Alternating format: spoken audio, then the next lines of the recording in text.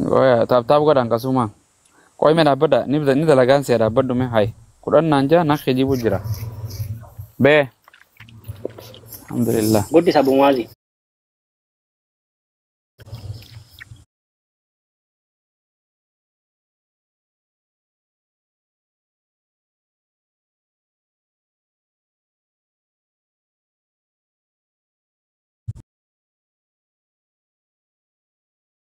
Akkasiin hojjedhan inshallah mana mawititti na erge ofii kiyyaa barbaadee dhufaara. Okay. Ma deeguma takka mootiin qabattu deeguma takka addunyaa bara paasteroota keessanii wangi ijoollee kirit ijoolluma islaamaa fiddanii qabsiiftanii nuun jiran akkanatti haguugoon keessaan fiddanii kanaaf kallattiin argisiisaa jirra. Waliigallee malee siif taa'in ta'a kootu deeqaa takka sirraa xumura. Kuulan yaani sin beeka na jalatti hin barreessite yeroo hedduu sin beeka garuu jarootaaf deebi'aa ta'uu fida malee namoota waan inti jibdu namoota islaamaa fiddanii akkas gootu jedhuuf deebi'aa ta'uuf malee ani sin beeka. Komentii jalatti hin barreessite yeroo hedduu. Taaf godha irrana maashaallah. Biyya lafaarraa nama isin argine isinii fiduu deema. Inshallah rabbi kiriyaa godhu waayee. Ingod kayrii goonaan dhuftee min kun har'a. Alhamdulillah. Ya rabbi ko. Har'a ol kar qabu deemti. Yesuus ganteetti ma penteen. Maal ganti Yesuus itti amanuu deemti. Muhammaditti, Abrahaamitti, Waaqa tokkichatti ergamoota isaa. Maali Yesuus eenyu gane takka? Anuun ganne takka? Akka isa. Bakkee baay'ee ijoollee. Kun baga baate. Tole sirra waan ni jedha.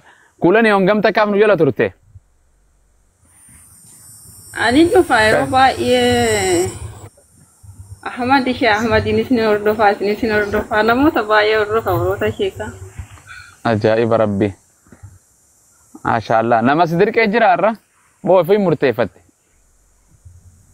Eenyumtuu dandeessu. Maatii tee keessa islaamni jira? Eenyumtuu dandeessu. Ibsaa malee maatiin koo hundinuu musliima ani iddoo guddisaatti bakkee guddisaatti badee jiramu.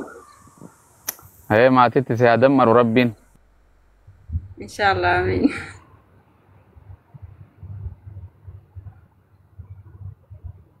Kabadha sirra qabee banadhu. Ana raqabdeessa. Walirra qabuun amma ka. Ayyee. Bareedaadha inshallah shahaada qabanna hin beekta silaawii waaqni tokko ta'uu nabi Muhammad ergamaa xumuraa ta'uu Yesuus ergamaa ta'uu ni amanta. Yes. Asaashee keessatti waan kaastee qabdi maatiin koondi akka waan muslima jettee natti fakkaata. Jette iddoon taanettiin guddadhee akkas ta'ette mee irraa nu ibsa akkamitti gaafan peenteessi godhan. Jechuun islaamummaa maatiin islaama taanaan isheen muslima turte jechuudha kaamoo islaamummaa keessaa baate waan akkasii gaafanna. Baateeti kaa. Mee akkamitti guddatte akkamitti? Ani akkoo koo bira guddadhe haadha kootii biratti achumatti intinii ta'e malee. Achitti si cuuphanii? Ayyoo wayi peentee sana nama maatiidhaan adda bee qabattee akkana gooti. Ayyee alhamdulillah inshallah anyway garuma shaadaa deemna silaahuu. Seenaa teetis guyyuma tokko irraa soina. Harka kee tokko quba gara shaadaa ol qabigaa. Inshallah bismillah. Bismillah. Ashhadu an la ilaha illa Allah wa ashhadu anna Muhammadan abduhu wa rasuluh wa anna Isa Abdullahi wa rasuluh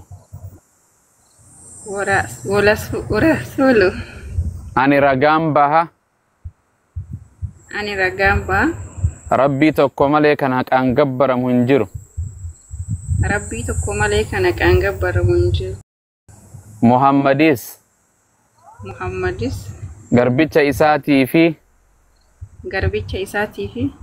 ergama isaa kan xumuraa ta'uu isaa ergamaa isaa kan xumuraa ta'uu isaa laphee kiyyaan dhugoomsee baradhee arraba kiyyaan dubbadheen jira. Ciisaa yookiin Iyesuus Kiristoos Rabbiis miti ilma Rabbiis miti ilma Maariyamaa aaboo waaqummaa kan hin qabne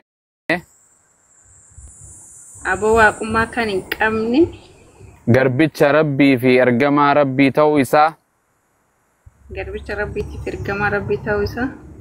laphee kiyyaan dhugoomsee baradhee itti amanee arraba kiyyaan dubbadheen jira. Yaa Rabbi Islaamummaa irra na jiraachisi. Irran na ajjeesi irratti na kaasi na milkeessi.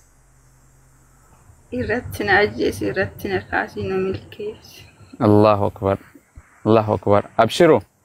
Baga Rabbiin sii kan haqiqatan nama boochisti wallahi. Gaafa namni Rabbii tokkoof masakamu baga ilma namaa waaqeessuu jala dhiira akka keetii dhalate jala baga Rabbi si baase kulanii teenya galata Rabbii galchi. Osoo lubbuun jirtu atuu kan hin du'in alhamdulillah Rabbii kee tokkichaaf gooftaa tokkicha isa nyaanne isa dhiiran taane isa shamaran taane tokkicha saniif masakamuudhaaf Rabbiilleen kana jaalata.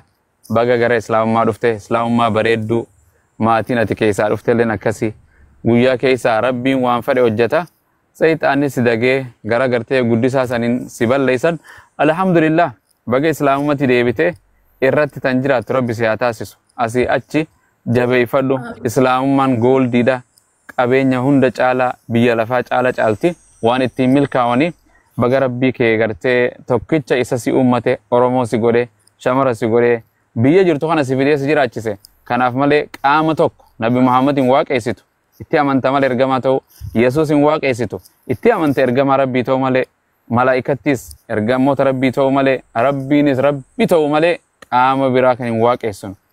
Kan lafarra jiru kan waaqarra jiru waan hunda jiru kan hin waaqeessinu tokkicha isa uumaa waa hundaa kan ta'e sana waaqeessina. Alhamdulillah anaa dhufu congratulation baga gara Islaamummaa dhuftee maasha Allah jabaadhu Islaamummaarra jiraadhu shaffanadhu baradhu dalagadhu nyaadhu irraa kannadhu maatii teetiis arte Islaamummaatti jaratti deebi'e alhamdulillah jedhiini jiruu ta'e bareedduu ofadhuun siin jira inshallah waan siin jiru baay'ee sii gammanne waa hedduu nama mudata keessaan si dhufan kallattii adda addaatiin si dhufan Yesuus gantee Yesuus akkana sin dhiisu gara fayyinaarraa waan akkanaa si dhufa sitti gartee waan adda addaa mul'ata waan adda addaa sitti himan.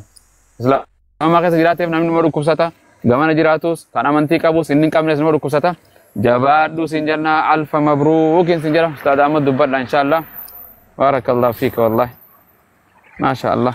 Obboleettii keenya kuulanii maasha Allah baga Rabbiin amantaa irratti si uume kana irratti Rabbiin baga irratti si deebise maasha Allah ati duras muslimummaa turte ammas Islaamummaa irratti si uume sana irratti Rabbiin guddaanii si deebise. Abu Mu'aazin guddisanii maaf naafannaan akkas gootan ana godhe ayyee tole galatooma jazakumullahu khairan aangoo koo durii sana deebisu fettaniiti. Rabbiin irra gadi si haa dhaabu Islaamummaa irraa akkuma Abu Mu'aaz dhumarra sii kadhatanii Rabbiin Islaamummaa irra gadi si haa dhaabu irratti si haa jiraachisu irratti illee si haa ajjeesu jedhanii insha Allah nama Islaamummaatiin duniyaa kanarraa fe'ateetu milkaa'ayyuu kana si jedhanii akkuma Islaamummaatti dhufte sana kana Islaamummaa ganama irra turte kanatti Rabbiin si deebise jabaattee obsitee afaan namootaa obsitee sabbartee irra gadi dhaabbattee wanni jechuu qabda.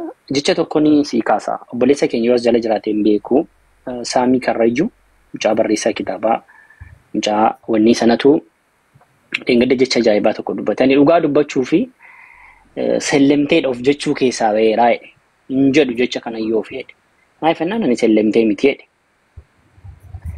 maaliif yoo jettanii Maali duras islaamummaa man ture. Islaaman ture.